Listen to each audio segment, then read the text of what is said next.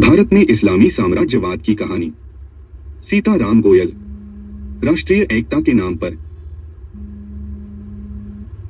Comrade Radek, जिन्हें Stalin ने 30 के दशक के अंत में बर्खास्त कर दिया था, एक कम्युनिस्ट बुद्धिजीवी थे और तीखे हास्य से भरपूर थे। उन्होंने कम्युनिस्ट पार्टी और सोवियत राज्य की कीमत पर कई चुटकुले गढ़े। मॉस्को में प्रचलित इन चुटकुलों में से एक यह था। एक दिन कॉमरेड राडेक दिन के उजाले में रेड स्क्वायर पर बिल्कुल नग्न खड़े थे। एक साहसी नागरिक उनके पास आया और उनसे पूछा, कॉमरेड कमिसार, क्या आपको पुलिस का डर नहीं है? राडेक ने उसे घूरकर जवाब दिया, पुलिस? पुलिस कहाँ है?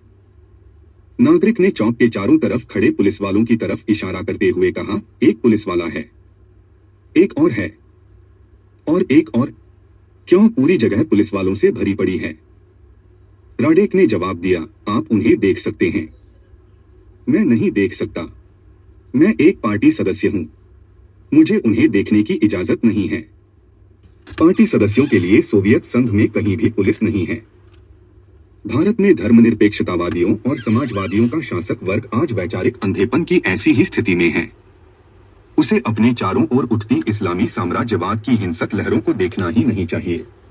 ऐसा करना उसकी प्रगतिशील, उदार और उदार हृदय वाली प्रतिष्ठा पर एक कलंक और एक गंभीर कलंक होगा। इसी शासक वर्ग की जीवित स्मृति में इस्लामी साम्राज्यवाद एक रक्तपिपासु राक्षस बन गया और हमारी मातृभूमि के बड़े बड़े टुकड़े हमारे पूर्व और पश्चिम में काट डाले। इसी शासक वर्ग की जीवित स्मृति में इस्लामी साम्राज्यवाद ने हिंदू काफिरों के अभिशाप से अपने अलग राज्य पाकिस्तान को साफ किया। और इसी शासक वर्ग की नाक के नीचे पेट्रोडॉलर की सहायता और प्रोत्साहन से इस्लामी साम्राज्यवाद ने अतीत में विजय के अधिकार के तहत शेष भारत पर भी अपना दावा करना शुरू कर दिया है। इस्लामी साम्राज्यवाद को केवल इस तथ्य पर विवाद करना है कि भारत एक हिंदू मातृभूमि है और सदियों पुराना हिंदू समाज भारतीय राष्ट्र का मूल है, जिसके साथ गैर हिंदू समुदायों को एकीकृत होना चाहिए। धर्मनिरपेक्षतावादियों और समाजवादियों का हमारा शासक वर्ग हिंदू समाज को तुरंत एक विषम जनसमूह के रूप में देखना शुरू कर देता है, जो नस्ल, धर्म, संप्रदाय, जाति, वर्ग, भाषा, वेशभूषा, खानपान, स्थानीय परंपराओं, तौर तरीकों और रीति रिवाजों आदि से विभाजित है और जो तत्कालीन ब्रिटिश शासकों के अधीन साझा गुलामी से बेहतर किसी चीज से एकजुट नहीं है। इस शासक वर्ग को यह बताना व्यर्थ है कि ब्रिटिश शासक हिंदू समाज के विशाल और विविध ताने बाने में व्याप्त एक गहरी एकता से भली भांति परिचित थे। किसी भी प्रमाण से उन्हें यह विश्वास नहीं होता कि ब्रिटिश शासकों ने अपने साम्राज्यवादी हितों की पूर्ति के लिए उस एकता को कमजोर करने की पूरी कोशिश की। इस शासक वर्ग को अपने अंग्रेज गुरुओं से बहुत कुछ विरासत में मिला है। उसे ब्रिटिश राज्य व्यवस्था विरासत में मिली है, जिसमें उन मूल निवासियों की कोई भूमिका नहीं है जिन्हें अंग्रेजी भाषा और आधुनिक पश्चिमी ज्ञान नहीं आता। उसे ब्रिटिश उच्च जीवन शैली विरासत में मिली है, जो उसे गरीब और अशिक्षित लोगों की उबलती हुई भीड़ से अलग करती है। उसे पितृसत्तात्मकता का ब्रिटिश मनोविज्ञान विरासत में मिला है, जो उसे यह विश्वास दिलाता है कि आम आदमी के लिए क्या अच्छा है, यह सिर्फ वही जानता है। सबसे बढ़कर उसे मुस्लिम अल्पसंख्यक की रक्षा करने की ब्रिटिश नैतिक जिम्मेदारी विरासत में मिली है। बस एक चीज जो उसे विरासत में नहीं मिली, वह है हिंदू समाज को एकजुट रखने वाली एक गहरी एकता के प्रति ब्रिटिश जागरूकता। इसलिए इस शासक वर्ग का यह कहना तर्कसंगत है कि हिंदू कभी भी एक राष्ट्र नहीं रहे, बल्कि आक्रामक रूप से। इस शासक वर्ग का यह कहना भी तर्कसंगत है कि हिंदुओं के लिए यहाँ तक कि एक राष्ट्र बनने की कोशिश करने के लिए भी अब बहुत देर हो चुकी है। हमें बताया जाता है कि भारत अब कई जातियों, धर्मों और संस्कृतियों का देश है। वे कहते हैं कि इन परिस्थितियों में सबसे अच्छा यही हो सकता है कि भारत एक सामंजस्यपूर्ण संस्कृति पर आधारित धर्मनिरपेक्ष राष्ट्रवाद का विकास करे। शासक वर्ग ऐसे राष्ट्रवाद के जन्मपीड़ा की अध्यक्षता करने के लिए तैयार है। इस अभ्यास को राष्ट्रीय एकीकरण के रूप में सराहा जाता है। यह गौरतलब है कि मुसलमानों द्वारा किए गए हर सड़क दंगे के बाद राष्ट्रीय एकता के नारे जोरदार, लगभग उन्मादी हो जाते हैं। हमारा शासक वर्ग तुरंत हिंदुओं पर लंबे चौड़े उपदेशों की बौछार शुरू कर देता है। एक असहाय अल्पसंख्यक का सांप्रदायिक हत्यारा बनना बंद करो, इस दादागिरी वाले व्यवहार से छुटकारा पाओ, अपने छोटे भाइयों की जानमाल की रक्षा करो, मुसलमानों के धार्मिक और सांस्कृतिक अधिकारों का सम्मान करो, वगैरह वगैरह। यह शासक वर्ग उन जांच आयोगों के निष्कर्षों का कभी इंतजार नहीं करता जिन्हें उसने ही पहले हुए सांप्रदायिक दंगों के कारणों की जांच के लिए नियुक्त किया था। उसे कई जांच आयोगों के निष्कर्ष याद नहीं रहते या वे उन्हें भूल जाते हैं, जिनमें कहा गया था कि लगभग सभी दंगे मुसलमानों ने शुरू किए थे। हिंदुओं से अपेक्षा की जाती है कि वे शासक वर्ग के इन व्याख्यानों को सिर झुकाकर और नैतिक आत्मालोचना के उन्माद के साथ सुने। उस अश्रद्धालु हिंदू पर धिक्कार है जो इन व्याख्यानों की वैधता पर सवाल उठाता है या जांच आयोगों के साक्ष्यों का हवाला देता है। वह न केवल एक हिंदू संप्रदायवादी और हिंदू अंधराष्ट्रवादी है, बल्कि एक प्रतिक्रियावादी और पुनरुत्थानवादी भी है जो धर्मनिरपेक्ष और लोकतांत्रिक भारत के भविष्य को खतरे में डाल रहा है। शासक वर्ग के इस कोरस में गांधीवादियों जैसे कुछ धर्मपरायण लोग भी शामिल हो जाते हैं, जिनके अनुसार ऐसा पश्चातापहीन हिंदू हिंदू ही नहीं है। चारों ओर खूब बकबक हो रही है। इसलिए साफ और सरल भाषा में कहें तो राष्ट्रीय एकीकरण का मतलब सिर्फ एक ही चीज रह गया है, और वह है एक विनम्र हिंदू समाज का एक उग्र मुस्लिम मिल्लत के साथ एकीकरण। ऐसी आवाज का इंतजार करना व्यर्थ है जो उग्र मुस्लिम कट्टरता के सामने फुसफुसाकर भी कोई कारण बताए। मुसलमानों को ईश्वर प्रदत्त अधिकार है कि वे हिंदुओं पर आरोप लगाते रहें कि उन्होंने उन्हें कुछ दिया या कुछ नहीं, और हिंदुओं का ईश्वर प्रदत्त कर्तव्य है कि वे असाध्य कट्टरता के हर एकाधिकारवादी और साम्राज्यवादी दावे को स्वीकार करते रहें। पिछले कई वर्षों से हमारे शासक वर्ग द्वारा पोषित इस राष्ट्रीय एकीकरण के परिणाम सबके सामने हैं, सिवाय इसके रचनाकारों के जो वैचारिक रूप से उन्हें न देखने की मजबूरी में हैं। जाति, जो सदियों से हिंदू समाज के लिए सबसे एकजुटता का कारक और शक्ति का एक निश्चित स्रोत रही है, अब एक ऐसे कैंसर में बदल गई है जो हमारी राजनीति के मूल स्रोतों को ही विषाक्त कर रहा है। स्थानीय देशभक्ति, मिशनरी षड्यंत्रों और सांप्रदायिक अलगाववाद द्वारा पोषित क्षेत्रवाद ने भयावह रूप धारण कर लिया है, जो मातृभूमि की एकता को ही खतरे में डाल रहा है। और इस्लामी साम्राज्यवाद विभाजन की पूर्व संध्या की तुलना में कई गुना अधिक आत्मविश्वासी और आत्मधर्मी हो गया है। हिंदू एकता का चरित्र। हमारे शासक वर्ग द्वारा प्रोत्साहित इस राष्ट्रीय एकीकरण के मार्ग में अब तक जो एकमात्र बाधा खड़ी हुई है, वह है एकता की भावना, जो हिंदू समाज में अभी भी जीवित है। हिंदुओं को अपने आध्यात्मिक केंद्र की चेतना खोए हुए काफी समय हो गया है, जो उनके समाज, संस्कृति और जीवन शैली को एक सूत्र में पिरोता है।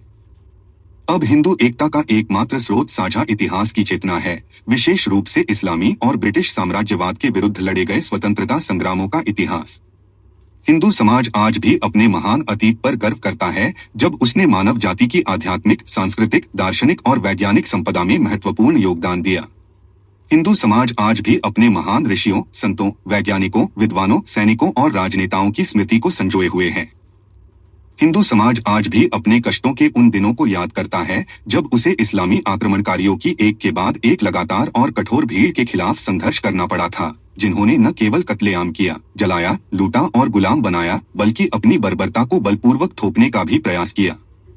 अपने इतिहास की यह सामान्य चेतना ही हिंदू समाज को मामलुकों, खिलजी, तुगलकों, बहमनी, शर्कियों, सैदों, लोदियों और मुगलों को मौर्यों, शुंगों, गुप्तों, चोलों, मौखरी, पांड्यों, पालों, राष्ट्रकूटों, यादवों, काकतियों, होयसलों, संगमों, सलुवों, मराठों, सिखों और जाटों के समान देशी राजवंशों के रूप में स्वीकार करने से रोकती है।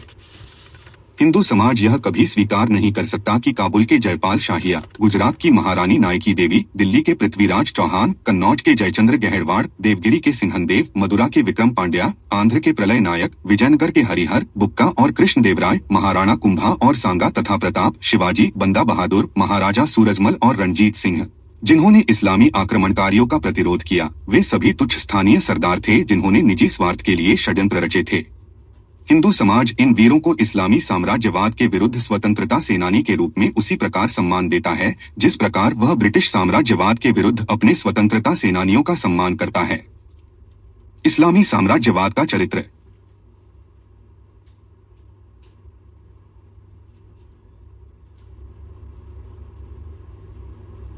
यही बात हमारे राष्ट्रीय एकीकरण के समर्थकों के लिए लगातार परेशानी का सबब बनी हुई है। संयुक्त राष्ट्र के मुस्लिम घटक को इतिहास के इस हिंदू दृष्टिकोण और नायक पूजा पर गंभीर आपत्ति है। मुस्लिम भारतीय इस्लाम पूर्व भारतीय इतिहास के किसी भी काल पर गर्व करने या उस काल में फले फूले किसी भी नायक का सम्मान करने के लिए बिल्कुल तैयार नहीं हैं। वे चाहते हैं कि भारतीय इतिहास के इस्लाम पूर्व काल को हिंदू भी अंधकार का युग मानकर अस्वीकार कर दें। वे कसम खाते हैं कि इस्लाम के धर्मग्रंथ इसकी मांग करते हैं, लेकिन साथ ही वे चाहते हैं कि हिंदू मोहम्मद बिन कासिम, महमूद गजनवी, मोहम्मद गौरी, अलाउद्दीन खिलजी, मोहम्मद तुगलक, सिकंदर लोदी, बाबर, औरंगजेब और अहमद शाह अब्दाली जैसे अपराधियों, गुंडों, सामूहिक हत्यारों, अपराधियों और अत्याचारियों का सम्मान करें। वे यह भी अपेक्षा करते हैं कि हिंदू उन मध्यकालीन हिंदू नायकों को जिन्होंने भारत में इस्लामी साम्राज्यवाद का प्रतिरोध किया और अंततः उसे परास्त कर दिया, यदि देशद्रोही नहीं तो असंतुष्ट विद्रोही कहकर उनकी निंदा करें। हमारे अपने समय के करीब आते हुए भारतीय मुसलमान ब्रिटिश साम्राज्यवाद के विरुद्ध स्वतंत्रता संग्राम में शामिल हिंदू विद्रोहियों और क्रांतिकारियों का सम्मान करने को तैयार नहीं हैं। वे उन चंद मुसलमानों को हिंदुओं का दिखावा कहकर उनकी निंदा करते हैं जिन्होंने स्वतंत्रता सेनानियों का साथ दिया था, लेकिन वे इस बात पर जोर देते हैं कि हिंदुओं को शाह वलीउल्लाह और सैयद अहमद बरेलवी जैसे इस्लामी साम्राज्यवाद के पुनरुत्थानवादियों या सर सैयद अहमद खान और अली बंधुओं जैसे अलगाववादियों या वहाबियों और मोपलाओं जैसे हिंदुओं के हत्यारों या मोहम्मद अली जिन्ना जैसे अलगाववादियों को स्वतंत्रता सेनानी के रूप में सम्मान देना चाहिए। संस्कृति के क्षेत्र में मुस्लिम भारतीय प्राचीन और मध्यकालीन भारत के संस्कृत, प्राकृत और स्थानीय भाषा साहित्य के प्रति यदि तिरस्कार नहीं तो उदासीनता ही रखते हैं। उन्हें भारतीय दर्शन और विज्ञान से कोई मतलब नहीं है, भले ही उनका अपना बहुत सारा इस्लामी ज्ञान इन्हीं स्रोतों से उधार लिया गया हो और केवल अरबी या फारसी में लिपटा हो। वे हिंदू आध्यात्मिक परंपराओं की बहुदेववाद और सर्वेश्वरवाद के रूप में निंदा करते हैं। वे वास्तुकला, मूर्तिकला और अन्य प्लास्टिक कलाओं की हिंदू उत्कृष्ट कृतियों के प्रति कोई प्रशंसा नहीं दिखाते। केवल संगीत के क्षेत्र में ही उन्होंने कुछ प्रशंसा दिखाई है, केवल इसलिए कि इस्लामी संगीत कभी अस्तित्व में नहीं रहा और कई भारतीय संगीतकार हिंदू धर्म से इस्लाम में धर्मांतरित हुए हैं। अधिक रूढ़िवादी मुसलमान हिंदू संगीत के प्रति मुसलमानों के इस प्रेम पर भी नाराज होते हैं, लेकिन जब बात आती है मुस्लिम संस्कृति की तो वे चाहते हैं कि हिंदू भी उसके प्रति उतने ही उत्साही हों जितने वे स्वयं हैं। वे चाहते हैं कि हिंदू फारसी और उर्दू शायरी की संपदा की लगातार वाहवाह करें और अमीर खुसरो जैसे हिंदू द्वेषी और सर मोहम्मद इकबाल जैसे पाकिस्तान के प्रचारक की रचनाओं को भी राष्ट्रीय विरासत के रूप में स्वीकार करें। वे चाहते हैं कि हिंदू मुस्लिम स्थापत्य कला, लघु चित्रकला, सुलेख, पाक कला, पहनावे, आचरण वगैरह की खूबसूरती पर मुग्ध हो जाएं।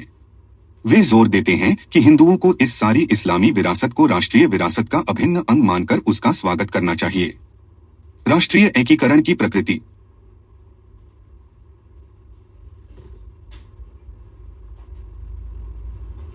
हमारा शासक वर्ग अपने इस्लाम पूर्व अतीत की हिंदू चेतना में कोई न्याय नहीं देख सकता, न ही भारत के लंबे इतिहास में एक अपमानजनक अंतराल को महिमामंडित करने की मुस्लिम जिद में कोई अन्याय। इस फैसले को सांप्रदायिक कलह कहने का एकमात्र रास्ता यही दिखता है कि हिंदू इतिहास को इस्लामी साम्राज्यवाद की जरूरतों के हिसाब से काफी हद तक कमजोर और ढाल दिया जाए और मुस्लिम इतिहास को उदारतापूर्वक लीपापोती की जाए या राष्ट्रीय इतिहास के रूप में भी मान्यता दी जाए। यही राष्ट्रीय एकता के मंच का मुख्य आधार रहा है। अब तक असत्य के साथ यह प्रयोग मुख्यतः मुस्लिम और कम्युनिस्ट इतिहासकारों तक ही सीमित था, जिन्होंने भारतीय इतिहास कांग्रेस, भारतीय इतिहास अनुसंधान परिषद और यहाँ तक कि विश्वविद्यालय अनुदान आयोग पर भी कब्जा कर लिया है। अब इसे राष्ट्रीय एकता परिषद ने भी अपने हाथ में ले लिया है। भारत सरकार के शिक्षा मंत्रालय ने राज्यों के शिक्षा विभागों को निर्देश दिया है कि वे इस प्रयोग को स्कूल स्तर की इतिहास की पाठ्यपुस्तकों तक भी बढ़ाएं और सत्य को दबाने और असत्य फैलाने का यह विकृत कार्यक्रम उस राज्य द्वारा प्रायोजित किया जा रहा है जिसके प्रतीक चिन्ह पर सत्यमेव जयते अंकित है। श्रीमती कुनी कपूर ने राष्ट्रीय शैक्षिक अनुसंधान और प्रशिक्षण परिषद (NCERT) द्वारा तैयार दिशा निर्देशों का सारांश इंडियन एक्सप्रेस, नई दिल्ली, 17 जनवरी 1982 के अंक में दिया है।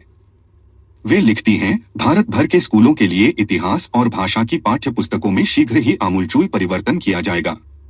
विभिन्न राज्य सरकारों के सहयोग से शिक्षा मंत्रालय ने अवांछनीय पाठ्यपुस्तकों को हटाने और राष्ट्रीय एकता के लिए हानिकारक तथा सामाजिक समरसता को बढ़ावा न देने वाली सामग्री को हटाने के लिए एक चरणबद्ध कार्यक्रम शुरू किया है। शिक्षा मंत्रालय ने पाठ्यपुस्तकों के पुनर्मूल्यांकन का निर्णय राष्ट्रीय एकता परिषद, जिसके अध्यक्ष प्रधानमंत्री हैं, की सिफारिशों के आलोक में लिया है। मंत्रालय का मानना है कि इतिहास का प्रयोग प्रायः संकीर्ण सांप्रदायिक और अंधराष्ट्रवादी उद्देश्यों की पूर्ति के लिए किया जाता रहा है। सितंबर 1981 में प्रत्येक राज्य से 2 मूल्यांकनकर्ताओं ने नई दिल्ली स्थित NCERT मुख्यालय में एक पाठ्यक्रम में भाग लिया।